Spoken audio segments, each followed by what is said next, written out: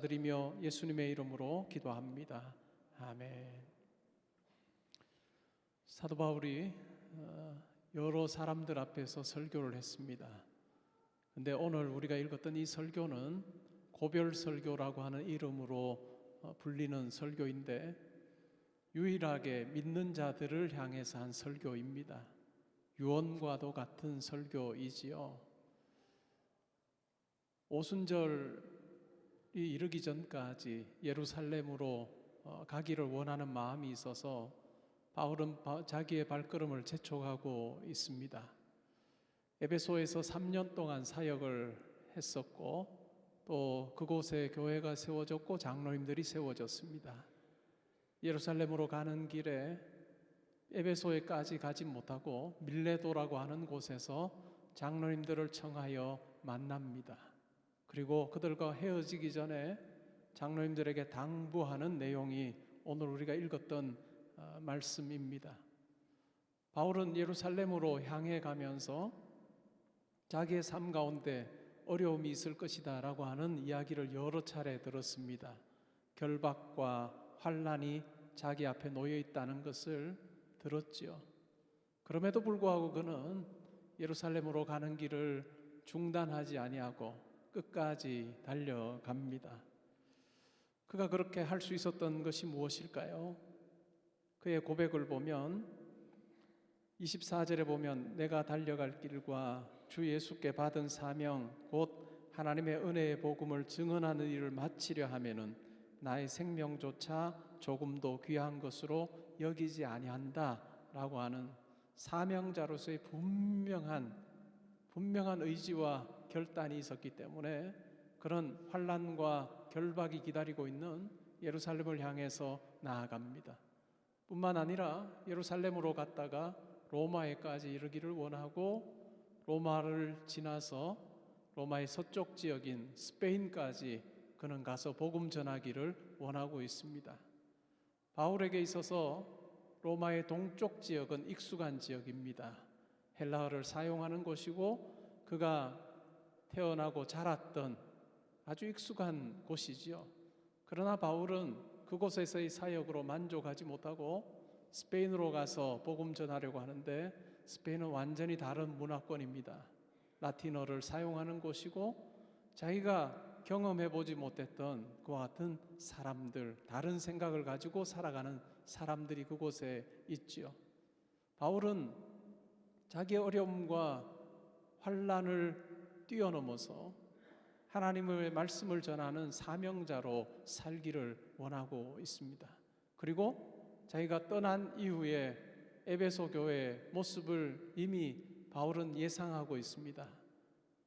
거짓 교사들이 생겨나게 될 것이고 또 장로님들 중에 일부는 복음을 떠나서 자기를 따르는 자들을 만들어가는 그와 같은 교회 어려움이 있을 것에 대해서 예상하고 있습니다. 그러면서 장로님들에게 내가 3년 동안이나 에베소 교회를 섬겼던 그 모습을 잘 기억하면서 그렇게 섬겨달라라고 그렇게 요청하고 있죠. 모든 겸손과 눈물로 그리고 인내함으로 유익이 되는 것은 그리 끼지 아니하고 하나님의 말씀을 전했던 그 모습을 기억하면서 잘 전해주시오, 잘 돌봐주시오 라고 하는 부탁을 하고 있습니다. 이러한 바울의 결의를 보면서 우리는 이 바울의 삶 가운데 함께 하시는 하나님에 대해서 생각해 볼 수 있습니다. 바울은 자기의 삶에서 하나님이 살아계시고 또한 예수 그리스도가 자기 안에 거하신다라고 하는 것을 너무나도 분명하게 확신하면서 그는 살고 있었습니다. 갈라디아서 2장 20절에서 이야기하는 것처럼 내가 이제 예수 그리스도와 함께 십자가에 못 박혔나니 더 이상 내가 사는 것이 아니라 내 안에 예수 그리스도께서 산다라고 하는 그 고백처럼 바울의 삶에는 예수 그리스도가 하나님이 성령님이 너무나도 분명하게 자기의 삶 가운데 함께 하셔서 가까운 친구를 만나는 것처럼 하나님이라는 존재가 희미하지 아니하고 자기와 대화하시고 자기에게 말씀하시고 자기에게 뜻을 깨닫게 하시는 그 분명한 존재로서의 하나님을 인식하며 그는 살아가고 있었습니다. 그러기에 그는 담대하게 이렇게 갈 수 있는 것이죠. 하나님께서 자기에게 맡겨주신 사명을 감당하려고 할 때에는 나에게 주신 생명 내가 조금도 아까워하지 않는다라고 하는 그 고백을 하면서 달려가고 있습니다. 이 자리에 계시는 성도님들에게 하나님은 어떤 분이신지 모르겠습니다. 예수님은 어떤 분이신지요? 성령님은 어떤 분이신지요? 정말 성령님, 하나님, 예수님을 여러분의 삶의 자리에서 아주 구체적으로 만나면서 그분을 모시고 살고 계시는지요? 그분을 모시고 살아가는 삶이라고 한다면 그분의 음성에 귀를 기울일 것이고 그분이 여러분들에게 무엇을 원하는지를 알고자 하는 그 마음이 더 커질 거예요. 여러분 사시면서 누군가를 좋아해 보신 적 있을 거 아니에요? 그때 어떤 현상이 여러분 가운데 있었습니까? 그 사람 좋아하는 그 사람이 항상 생각에 자리 잡고 있습니다. 그리고 어떻게 하면 만날 수 있을까? 또 어떻게 하면 내가 그 사람에게 기쁨을 줄 수 있을까라고 하는 그 생각을 우리가 많이 하게 됩니다. 과연 여러분이 정말 좋아하는 하나님, 예수님, 또 성령님을 기쁘시게 하기 위해서 내가 어떻게 하면 좋을까라고 하는 그 고민하며 살고 계신지요? 바울은 예루살렘을 향해 가면서 자기 앞에 놓여 있을 그 환난과 결박 앞에서도 그는 두려워하지 않습니다. 그가 두려워하지 않을 수 있었던 이유가 무엇일까요? 자기의 인생 가운데 그에게 맡겨주신 사명을 맡기신 주님에 대해서 그는 너무나도 분명하게 확신하며 그는 살았기 때문입니다. 그가 핍박자로 삶을 살았습니다. 예수 믿는 자를 죽이는 일에 누구보다도 열심을 내고 앞장을 섰죠. 바울을 보면 기질적으로 보면 뭔가 한다고 하면 그냥 대충 하지 못하는 성격 같아요. 그런 거죠.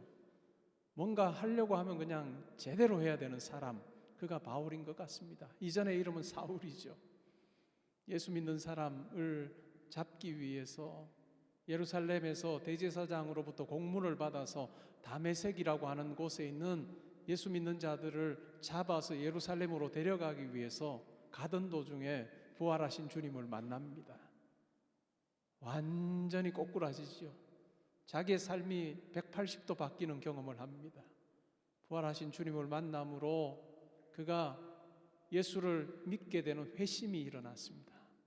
근데 바울에게 일어난 그 회심은 단순히 회심이 아니라 부활하신 주님께서 이 바울에게 사명을 맡겨주십니다. 무슨 사명일까요? 이방인들에게 복음 전하라는 사명입니다. 이방인들에게 땅 끝까지 가서 복음 전하는 그 사명을 맡겨주셨습니다. 그 사명을 받고 나서 바울은 많은 고민이 있었던 것 같습니다. 그 고민이 로마서 1장 14절에 그대로 드러나요. 내가 헬라인이나 야만이나 지혜 있는 자나 어리석은 자에게 다 빚진 자다라고 그렇게 로마서 1장 14절에서 고백합니다. 바울은 이들에게 자기가 빚졌다라고 사는 생각을 가지고 사는 거예요. 자기를 불러주신 그 예수님을 생각하면서 예수께서 나를 통해서 이방인들에게 복음 전하시고자 하는 그 계획을 가지지 않으셨다면, 자기를 만나주시지도 않으셨을 뿐더러 자기가 핍박자로 살아가는 그 삶을 그냥 내버려 두시고 관여하지 않으셨을 텐데, 이방인들에게 복음 전하도록 하기 위해서 나를 불러주신 그 회심 사건이 일어났다는 것을 깨닫고 자기의 사명이 빚으로 여겨졌습니다. 그러기에 사도 바울의 삶을 보면 어떤가요? 이방인들에게 복음 전할 때에 결코 높은 마음으로 거만하게 그렇게 복음 전하지 않습니다. 겸손하게 복음 전하고 눈물로 복음 전하고 인내하면서 복음 전하고, 예수께서 맡겨주신 일이라면 가감하지 아니하고 무엇이든지 거리낌 없이 복음 전하는 그 일에 열심을 냈습니다. 바울이 그렇게 할 수 있었던 건 뭘까요? 자기에게 그 일을 맡겨주신 주님께서 언젠가 이 땅의 삶이 끝나는 그날에 자기와 결산하실 일이 있다는 것을 바울은 누구보다도 분명하게 알았습니다. 빌립보서 3장 14절 15절을 보면 이런 말씀이 나오죠. 열심히 수고했던 바울이 내가 다 이뤘다 하는 생각 없습니다. 내가 내 손으로 잡았다는 건 생각도 없습니다.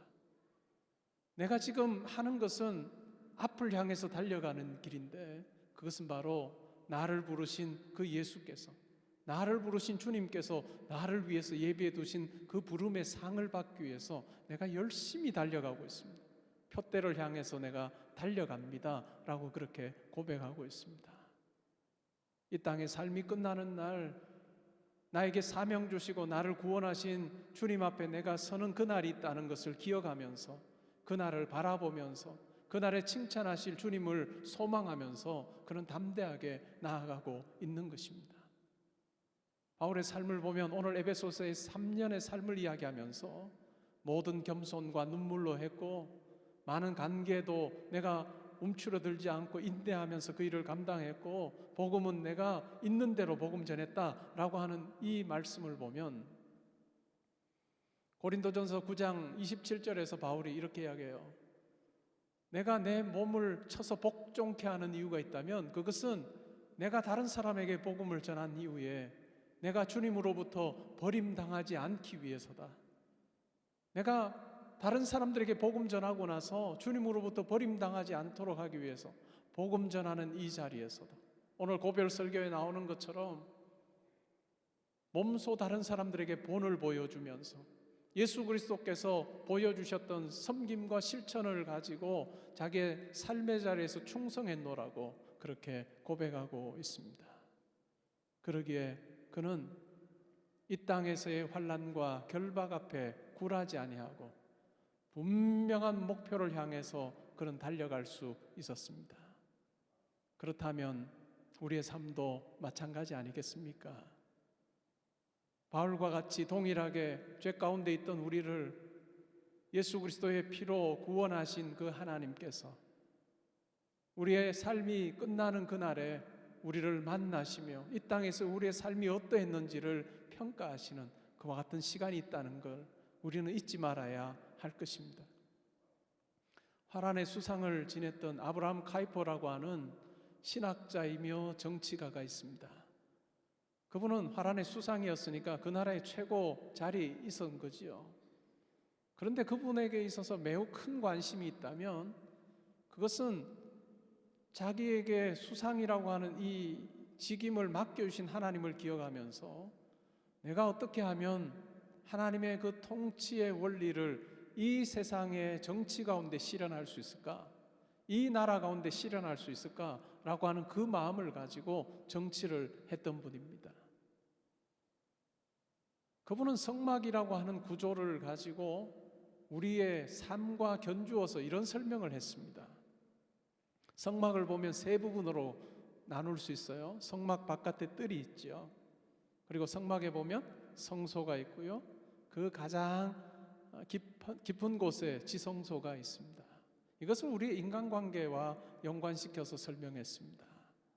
성막의 뜰처럼 아무나 오갈 수 있는 공간, 그 관계가 있습니다.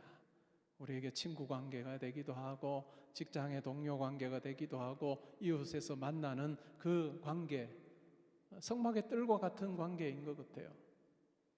근데 그것만 있는 건 아닙니다. 뭐가 있을까요? 성소와 같은 관계가 있습니다. 우리에게 가장 친밀한, 다른 보통 사람들에게는 보여주지 않는 나를 공개하는 관계가 있습니다. 정말 친한 친구나 가족이 거기에 해당되겠죠. 이 성소에 해당되는 이와 같은 친밀한 관계가 있느냐 없느냐에 따라서 사람은 행복하고 행복하지 않다라고 그렇게 이야기를 해요. 물질을 많이 가지느냐 아니면 IQ가 높으냐 많이 배웠느냐라고 하는 것이 행복을 좌우하는 것이 아니라 얼마나 이와 같은 친밀한 관계가 있느냐라고 하는 것이 행복의 여부를 좌우한다고 합니다. 어린아이들도 노는 것을 보면 아주 갓난아이, 아이들 이제 걸어다니는 아이들, 갓난아이는 아닐 것이고 걸어다니는 아이들 놀이를 살펴보았다고 해요. 그랬더니 엄마 가까이 있는 아이들이 훨씬 더 창의적이래요. 그리고 훨씬 더 모험성이 강하고 대담하대요. 넘어져도 그냥 엄마 보고 이렇게 달라고 하지 않고 그냥 그 자리에 바로 일어난대요. 그럴 수 있는 것은 바로 이 유대감 때문에 그런 거죠. 근데 이런 어떤 관계보다 더 중요한 관계가 하나 있습니다. 그게 뭘까요? 지성소와 같은 관계입니다. 하나님과 우리의 관계지요. 하나님과 우리의 관계. 하나님께서 나를 지으셨고 또한 나를 구원하셨고 나를 아들, 딸 삼으셨다라고 하는 그 분명한 하나님과 나와의 관계가 있느냐 없느냐에 따라서 매우 다르다는 것입니다. 여러분의 경우는 어떠하신지요? 바울의 경우를 보면 너무나도 선명하게 하나님과의 관계에 있어서 그는 확신하면서 삶을 살았던 것 같습니다. 보이지 않는 하나님을 보는 자처럼 살았습니다. 그리고 이 땅에서 삶이 끝났을 때 자기에게 상 주실 하나님에 대해서 어느 순간에도 의심하지 아니하고 희미하게 바라보지 아니하고 선명하게 바라보면서 달려갈 수 있었기에 자기에게 주신 것을 하나님을 위해서 사용하는 사명자로서의 삶을 살았다는 것을 우리는 기억할 필요가 있습니다. 바울은 이제 헤어지면 다시 보지 못할 에베소 교회 장로님들에게 부탁합니다. 제가 3년 동안 그렇게 잘 섬겼던 것처럼 장로님들이 다 아시는 거예요. 18절에서도 이야기를 하고 끝내는 34절에서도 이야기합니다. 여러분들이 잘 아시는 바처럼 내가 이렇게 섬기지 않았습니까? 내 섬김의 본을 좇아서 잘 섬겨주십시오라고 그렇게 당부하고 있습니다. 장로님들에게 열심을 내실 것을 또한 양떼들을 잘 돌볼 것을 요청하지만 그것이 전부는 아닙니다. 바울이 생각하는 교회, 그것은 인간이 사람이 수고하고 열심으로 세워지는 그와 같은 것이 아니라 32절에 보면 이렇게 이야기를 합니다. 지금 내가 여러분을 주와 및 그 은혜의 말씀에 부탁합니다. 주와 및 그 은혜의 말씀에 부탁합니다. 위기가 있을 수 있고 어려움이 있을 수 있는 그 교회, 장로님들의 수고도 중하지만 주님께서 붙들어 주셔야 하고 바울이 선포했던 그 은혜의 말씀이 그 교회를 든든하게 세워줄 때 비로소 교회가 어려움을 잘 극복하고 환난 가운데서 잘 지날 것이다라고 하는 분명한 확신을 가지고 있기 때문에 인간의 열심을 뛰어넘는 하나님의 주권적인 역사가 있어야 세워지는 것이 교회라는 것을 알기 때문에 예견되는 어려움을 뒤로하고 바울은 그들과 이별하면서 하나님께서 자기에게 맡기신 사명을 따라 걸어가고 있습니다. 사명자라고 하는 것을 여러분 느끼며 사십니까? 오늘 읽었던 이 본문 에베소 교회 장로님들에게 해당하는 거죠 라고 하면서 한 걸음 물러서지 않으십니까? 이 말씀 들으셔야 할 분들은 우리 교회 장로님들이 들으셔야죠 하고 그렇게 물러서고 있진 않으세요? 1차적으로는 바울이 장로님들에게 부탁한 내용이지만 여러 내용들 중에서 누가가 바울이 했던 여러 설교와 행적들을 기록해 가면서 특별히 이 두 번째 책을 쓰면서 데오빌로라고 하는 각하에게 편지 쓰는 내용에 포함시키고 있습니다. 데오빌로가 이방인이었던 것 같아요. 그러면서 예수 믿게 되신 분 같은데 이 데오빌로 높은 그 당시 사회에서 꽤 높은 고위층에 있었던 데오빌로에게 이 편지를 씁니다. 데오빌로의 이름의 뜻이 무엇일까요? 하나님을 사랑하는 자라고 하는 뜻이에요. 1차적으로는 데오빌로에게 이 내용을 적지만 하나님을 사랑하는 모든 성도들이 들어야 하고 따라야 하는 내용으로 누가는 생각했기 때문에 이 바울의 고별 설교를 사도행전이라고 하는 책 속에 기록하고 있습니다. 여러분이 하나님을 사랑한다면 이 바울의 고별 설교를 곱씹으면서 내 삶은 어떠한가? 라고 하는 부분을 살펴보아야 할 것입니다. 바울처럼 내가 선명하게 하나님에 대해서 인식하며 살고 있는가? 내 인생의 마지막에 그 장면을 내가 어떻게 그리면서 내가 삶을 살고 있는가? 하나님께서 정말 내 삶 가운데 함께 하신다는 것을 내가 분명히 인식하며 살고 있는가? 방향 없이 이리저리 행하는 삶이 아니라 나와 함께 하신 하나님, 나를 통해서 자기의 뜻을 펼쳐가기를 원하시는 그 하나님 앞에서 나에게 허락하신 시간과 재능과 건강과 물질을 하나님을 위해서 사용하는 청지기로서 내가 살아가고 있는가? 라고 하는 것을 점검하는 것은 매우 중요합니다. 요즘에 보면 한국교회가 점점 더 약해지는 모습이 많이 보입니다. 한국 교회가 약해집니다. 왜 그럴까요? 한국 교회 구성원들을 보면요, 이전에 30년 전, 40년 전과 비교하면 비교가 안 될 정도로 탁월합니다. 한국 교회 구성원들을 보면요, 정말 사회에서도 여러 몫을 잘 감당하는 분들이 많고, 이전보다 훨씬 더 부자인 분들이 많고, 그러한데 왜 한국 교회가 점점 더 약해질까요?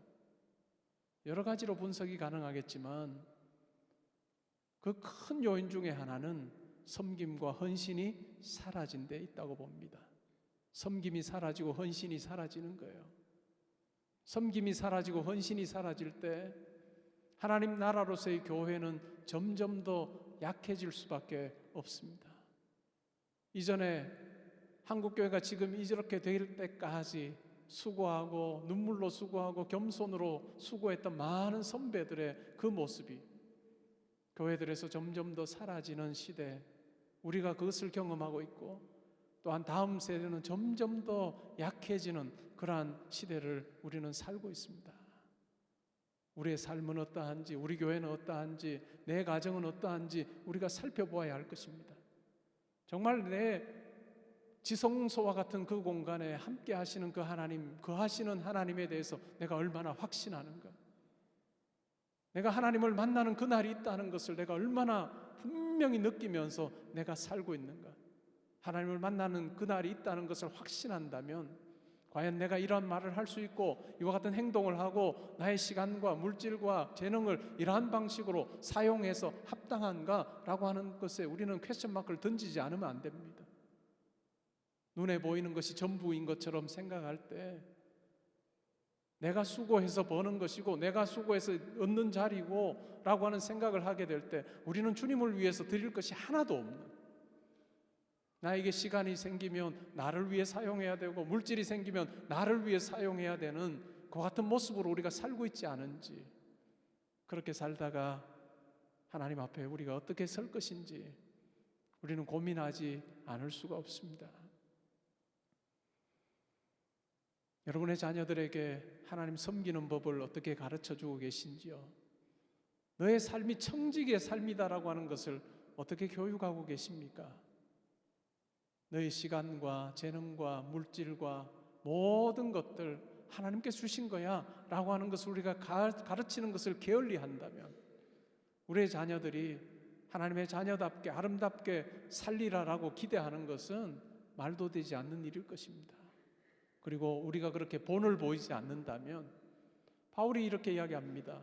여러분들이 내가 어떻게 섬긴지 잘 아시지 않습니까? 라고 하는 말을 하는 것처럼 우리의 이 땅에서의 삶의 모습 속에서 우리가 말하고 행동하고 결정하고 하는 그 모든 것들을 보고 있는 아이들 앞에서 과연 내가 믿음의 바통을 잘 이어주고 있는, 그들로 하여금 사명자로 살게 하고 청지기로 살게 하는 그 사명을 내가 잘 감당하는 사명자인가 하는 생각을 우리는 해보아야 할 것입니다.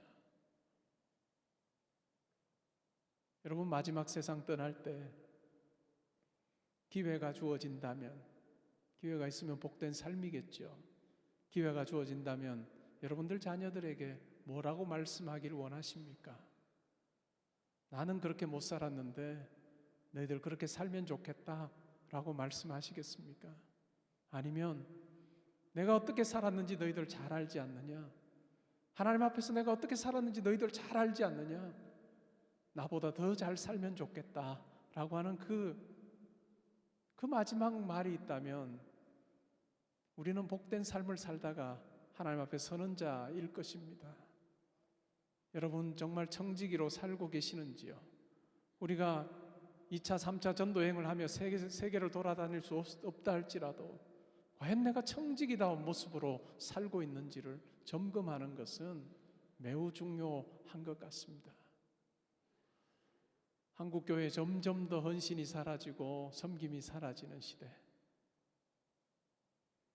시간이 나고 무엇이든 생기면 내가 우선이 되는, 나를 위한 계획들은 정말 많아지지만 하나님을 위해서 계획하고 생각하는 것은 점점 더 줄어드는 이와 같은 시대를 살고 있지 않은지 우리가 점검해 보아야 할 것입니다.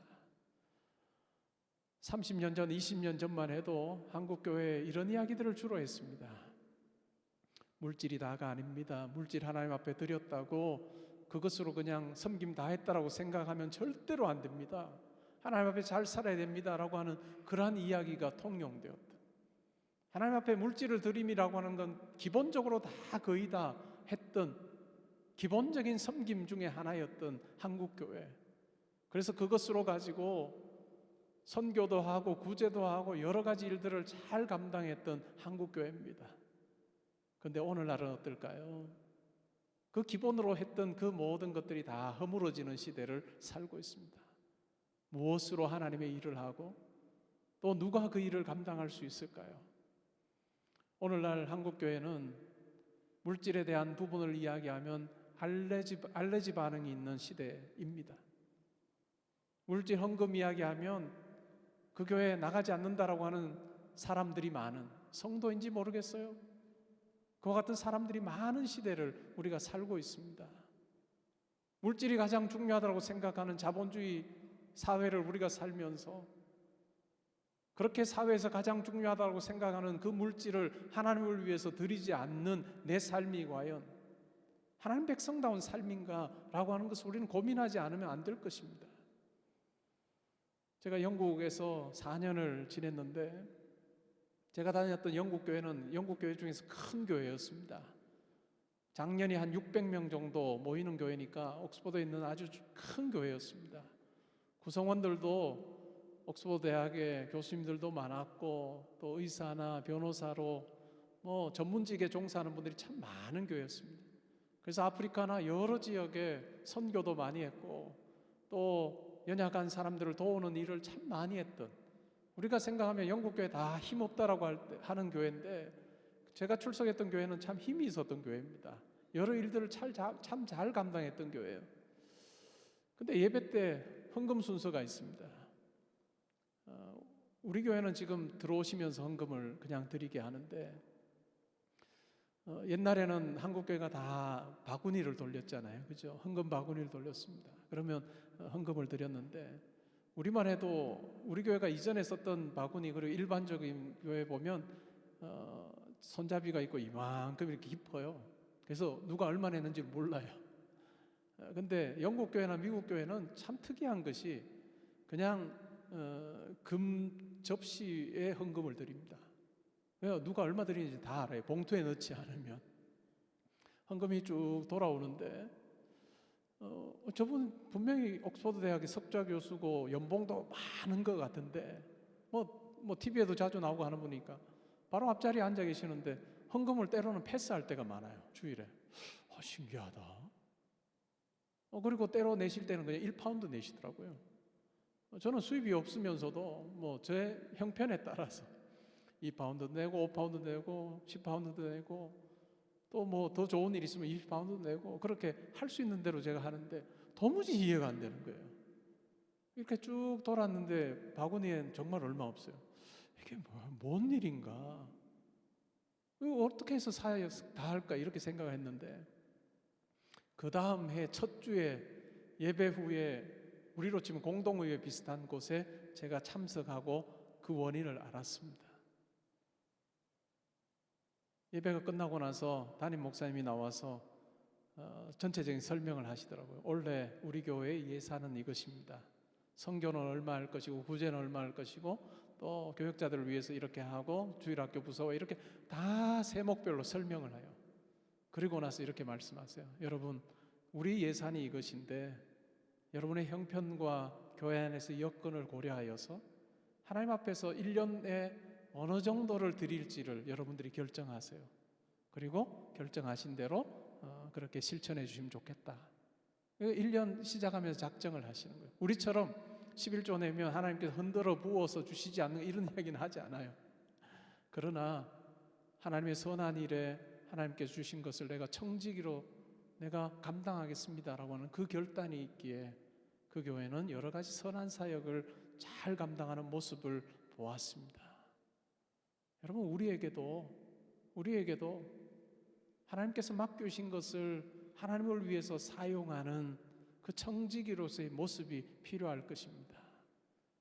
하나님께서 여러분들에게 허락하신 시간과 재능과 물질을 내가 어떻게 하면 하나님 기쁘시게 할 수 있을까라고 하는 그 고민이 사라지는 순간, 이 땅이 전부가 되고 마지막에 만날 하나님은 나의 생각 속에 존재하지 않는 분으로 자리 잡기 시작하는 거예요. 그 하나님이 나에게 선명하게 될 때, 때로는 나의 불편함도, 때로는 집을 내어주며 교회를 시작하는 것 얼마나 불편해요. 그런데 한국교회 보면 그러한 모습들 속에 교회가 든든하게 세워진 교회들이 얼마나 많은지 몰라요. 하나님께서 그 수고를 기억하실 것입니다. 마지막 때에 하나님께서 칭찬하실 거예요. 우리의 하나님께 드림은 내가 이것 드리면 하나님께서 어떻게 하시나 보자 라고 하는 것은 우리의 몫이 아닙니다. 하나님께서 나를 통해서 하나님께서 행하실 일들을 그냥 기도할 뿐이지, 여러분 가운데 그 섬김이 어떠하신지 모르겠습니다. 여러분의 자녀들에게 청지기로서의 삶을 여러분 가르치고 계십니까? 제 큰딸이 올해 대학에 들어갔습니다. 알바를 시작을 했어요. 첫 월급이라고 말하기도 어려운 월급을 탔습니다. 제가 첫날 불렀습니다. 나에게 와라. 언제까지 아빠가 너에게 도와줄 수 있을 것 같으냐? 내가 도와줄 수 있는 것은 없을 거다. 그리고 도와줄 수 있는 것도 한계가 있고, 아빠 떠나고 나면 네가 알아서 다 이 세상 살아야 될 것 아니냐? 내가 살아보니 하나님께서 너의 삶을 붙들어 주셔야 된다. 물질도 건강도 재능도 다 하나님께 주신 줄 알고 하나님의 것을 떼어서 드리는 훈련부터 하지 않으면 안 될 것이다. 정말 적은 소득이 있을 때부터 훈련하지 않으면 너 나중에 못한다. 그래서 떼라고 했어요. 요즘에는 얼마나 편합니까? 모바일로 하잖아요. 얘를 봤더니 몇 원까지 떼서 보내더라고. 야, 그러면 재정부 힘들어. 우리가 가르쳐야 됩니다. 왜요? 우리가 가르쳐야 아이들이 청지기로 살 것입니다. 아이들이 청지기로 살고 하나님의 인정받는 그 삶을 살게 될 때 비로소 하나님께서 기뻐하시고 동행하는 삶을 사시지 않겠습니까? 사랑하는 성도 여러분, 여러분이 정말 하나님을 뜨겁게 만나고 하나님의 일에 동참하기를 원하신다면 하나님께서 주신 시간과 재능과 건강을 내가 하나님을 고려하며 사용하고 있는지부터 한번 생각해 보십시오. 시간 날 때 나 그냥 보통 믿지 않는 분들이 하듯이 나 그냥 이렇게 하고 지낼래? 그것도 하나의 방법입니다. 그러나 성도는 지성소에 하나님이 거하시는 줄 안다면 하나님을 내가 어떻게 기쁘시게 할 수 있을까 고민하는 사람이 되어야 될 것입니다. 여러분의 여건에서, 형편에서 여러분의 그 고민이 있게 될 때 비로소 우리가 구원 백성으로 하나님의 뜻을 내 마음에 품고 살아가는 자임을 내가 확인하며 살아가게 될 것입니다. 저는 우리 교회에 모든 분들이 다 청지기처럼 사시면 좋겠습니다.